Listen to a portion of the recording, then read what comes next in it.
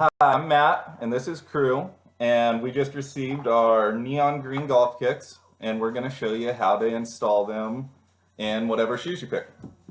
Crew, why don't you open that up for me? Okay. So, you kind of got to feel the sole of your shoe and decide if it's a soft sole or a hard. If it's soft, you're going to want to drill a 1/8 inch pilot hole.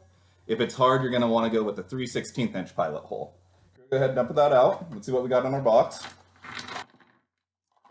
Okay, so we got the cleats, a couple ball markers, a screwdriver to install them, and a Sharpie to map out the bottom of the shoe.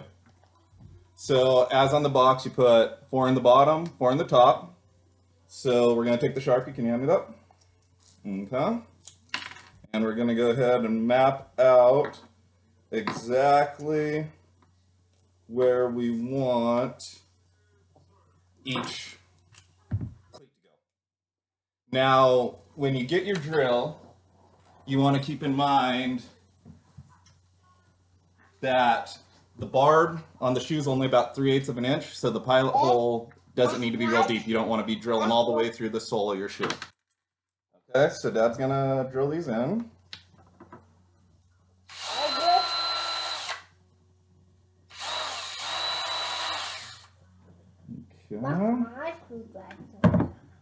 Okay, can you hand me one of these into the screwdriver? Now, when you put it in, at the beginning you're going to need a bit of pressure to get it to engage. And you do about 1 turn with hard pressure. Then once the barb catches, let off pressure and just let the threads of the screw do the work.